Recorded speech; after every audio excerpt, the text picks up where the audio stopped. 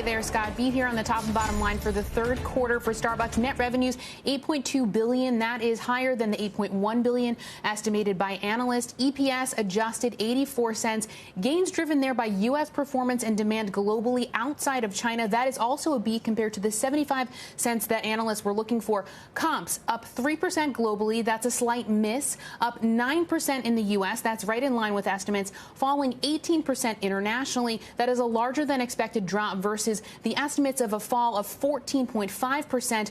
And that international drop includes 44% decline in China. Now, remember, there were mobility restrictions in China for about 2/3 of this quarter. Episodic closures there also continue. The company saying people are kind of starting to return to their routine there, but short-term disruptions remain. So once again, a 44% same-store sales decline in China, Starbucks' second home market. Rewards members in the U.S. up 13% to 27.4 million members, and guidance remains suspended for the remainder of the year. Back over to you.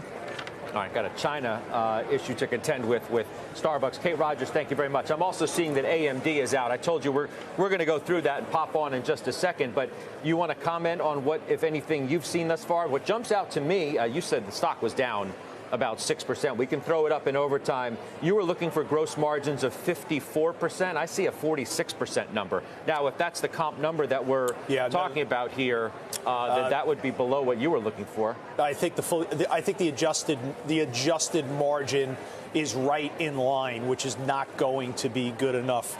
There's not very much in this report that exceeds the expectation for AMD, and that will be a little bit problematic here in the near term. I think the stock will steady itself over time.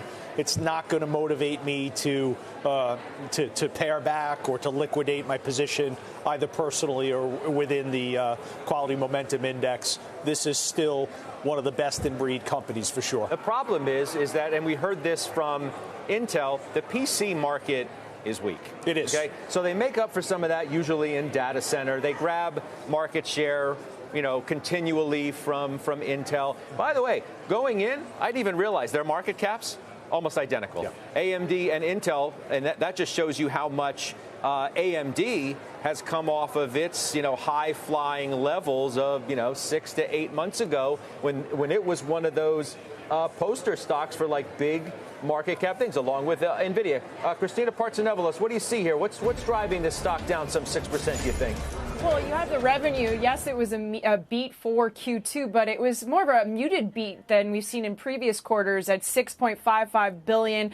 EPS, earnings per share, also came in higher, but what we're seeing is revenue guidance. This is a huge concern, even though the company had an analyst day back in June and they provided their expectations for their guidance. We're seeing it at $6.7 billion for Q3. The street was expecting $6.82 billion, so that's lower than anticipated. We're going through the report. I'm seeing that they did say higher sales on data centers, which was a key point given the weakness that we saw with Intel most recently.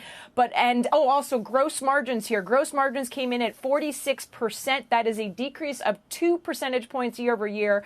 So those are probably some of the biggest things right now. Just the guidance, which is a little bit weaker than anticipated, and the revenue that came in muted for the second quarter.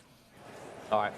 Christina, thank you. Again, what we see, Joe, we see, companies that are more exposed to consumer in terms of chips versus those who are more exposed to, let's say, autos or industrials. I'm thinking Texas Instruments went one way, Intel, AMD, and some of the others that have come out, they go the other way. Yeah, on semi with exposure to EVs as well. So I agree that we're not at the point where we can believe that semis have made the turn. I called this a head fake just 10 days ago.